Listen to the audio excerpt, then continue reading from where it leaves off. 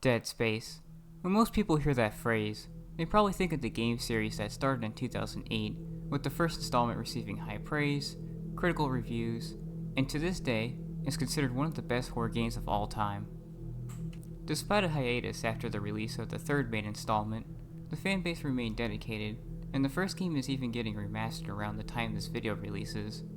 But before the release of one of EA's most popular titles, there were two projects that included Dead Space in their title. A 1991 horror movie and a small comic book run from 2006 called 30 Days of Night, Dead Space. In this video, I'll be reviewing both these things by laying out their plots, evaluating their quality, and discussing the similarities and differences it has to the aforementioned Dead Space games. So without further ado, let's jump right into Dead Space 1991.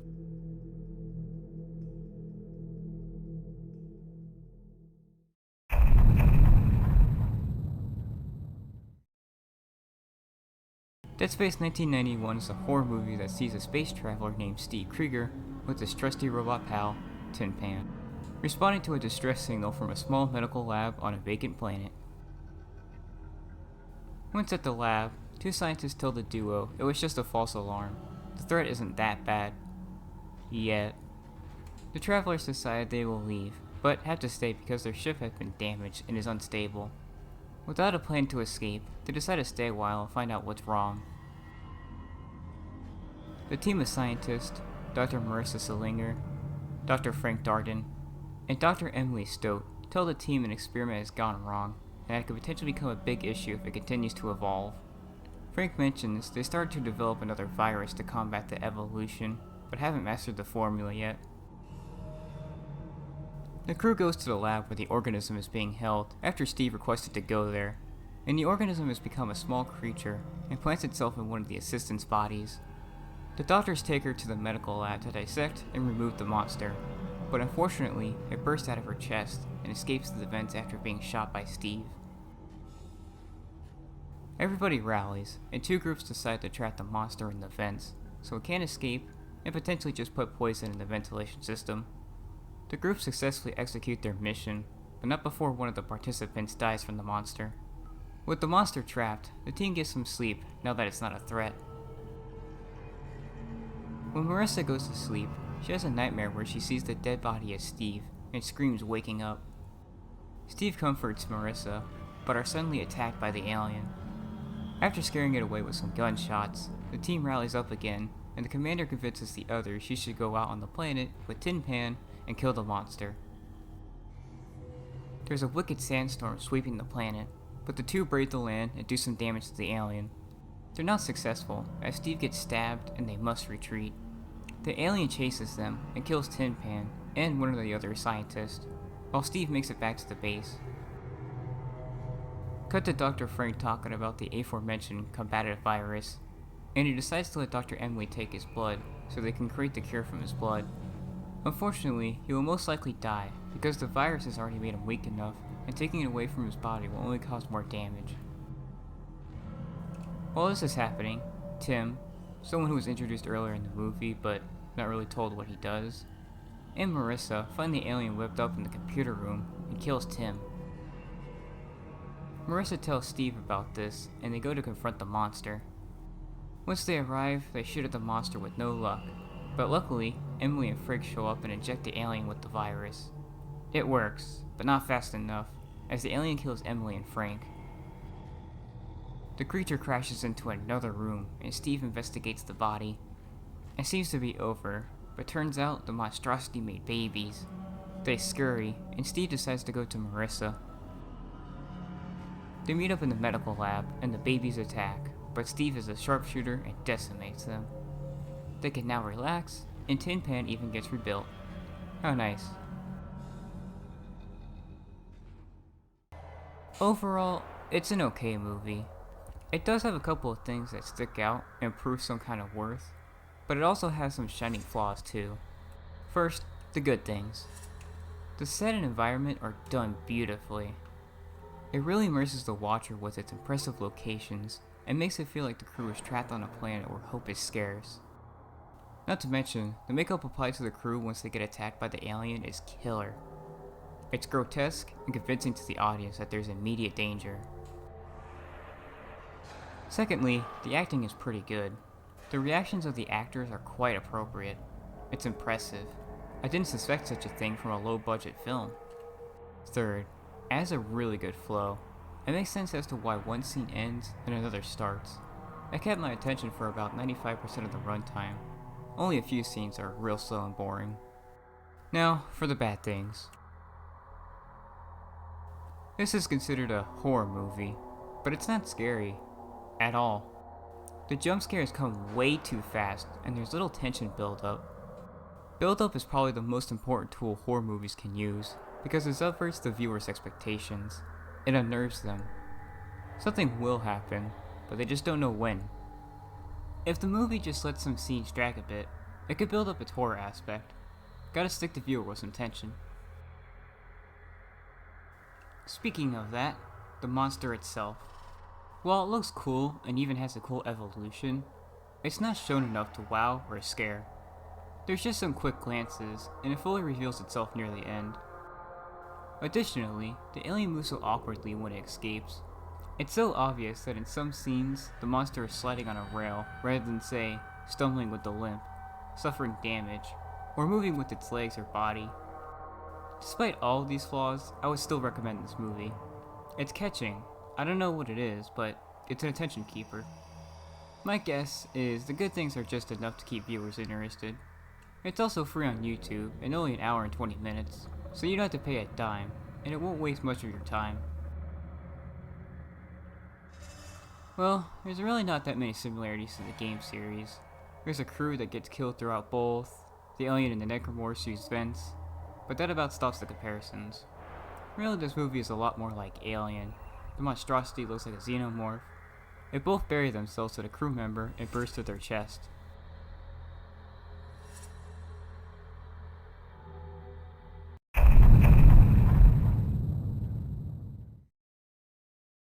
Released over the course of 2006, 30 Days of Night, Dead Space is a 3-issue comic run that follows a space crew that gets invaded by a bloodthirsty creature on their ship. The comic starts by showing the crew in the public eye, announcing their plan to travel to the International Space Station and answering the public's questions. The press pushes on the safety and purpose of the mission, which James Cobb, the main engineer, responds by assuring the mission Icarus is as safe as it can be, and this journey will be worth it for its meaning to space travel.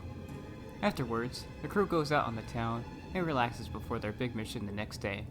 Cobb meets a mysterious woman that is interested in him, but he has to turn her down because he's married. This is important, I promise. Skip ahead to tomorrow, the crew is all revved up and ready to go. Well, except for Cobb. Something's wrong with his vital signs. The engineer shrugs it off and says it's probably because he was drinking last night, and decides to go on with the mission as to not disappoint the public or science. Time for blastoff, and as soon as the shuttle leaves the ground, Cobb turns into some kind of monster. The crew relaxes a little. They just made it to space without any issues. Well, that's what they thought. Communication gets cut off from the shuttle, and Cobb in his new state kills the rest of the crew, and the accompanying illustrations are rather gruesome. Cut to the next issue. The top government officials of the US are discussing a previous incident that's similar to what just happened with the Icarus. One of the politicians brings up a crazy theory about space vampires, and has some evidence to back it up. Of course, the rest of the men think he's crazy, but with little to lose, the government decides to send a shuttle to Icarus and investigate. The Houston crew is chosen, and they're not so thrilled as they think their intelligence is being insulted when told the possibilities of space vampires. Skip ahead to the mission, the Houston crew make it to the Icarus, and one of the astronauts finds the body of Cobb floating in space. They bring it to the medical lab, and after realizing he's dead, perform an autopsy. They notice a lot of oddities in Cobb's body, but the oddest thing is, it seems his respiratory system is still working. Surprisingly, they're right, but unfortunately, Cobb then attacks the people in the lab and kills them all. The rest of the crew wonders what to do as Cobb tosses them throughout the intercom system. The main engineer of the Houston figures the crew isn't going to make it out alive, so instead of saving themselves, they'll send a message back to Earth alerting the AASA about the horrific events. After most of the crew tries to fight their way through the vampires and failing greatly, the main guy does make it to the communication tower. Unfortunately, the vampires caught onto the plan, invade the tower, and kill the last remaining human. The vampires revert back to human form, and re-establish the link to Earth. Cobb states that there was a virus that infected the crew, but were able to cure it, and everything's alright. The government officials are now 100% about the existence of vampires, and they already roam on Earth. However, to stop any further spreads, the government decides to send a missile to Icarus, killing all on board. Luckily, Captain Robert Thomas from the Houston survived and is making it back to Earth. Unfortunately, so is an unwelcome guest.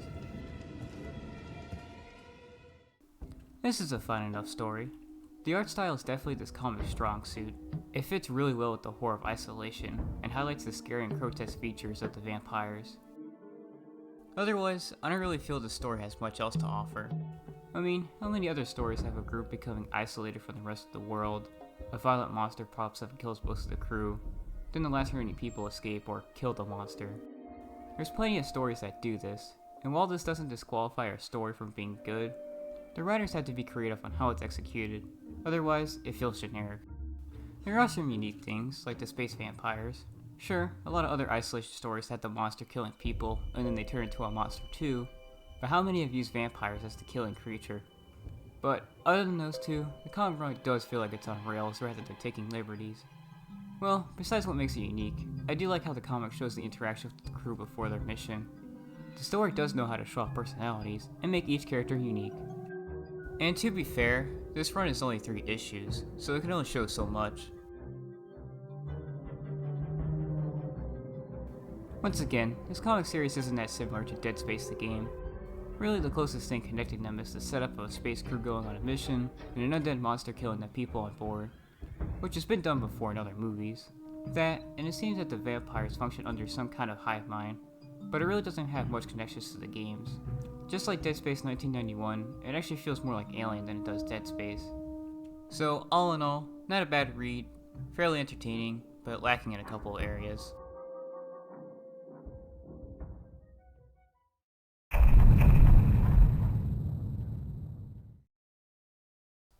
So, turns out, neither of these Dead Space titles are really anything like the game series. I'm not exactly sure what I expected. After all, the title of Dead Space could be plastered onto pretty much any horror media that takes place in space, has a murderous creature, and people die. The phrase feels appropriate for all these pieces of media, but it's not like it's the most creative name. Funny enough, Dead Space does have 2 movies and a few comic series. The first series takes place right before the first game, and the events are mentioned in Dead Space Extraction. Then there's 2 one-parters that add a bit of story to the second and third game, but there's not much else to them.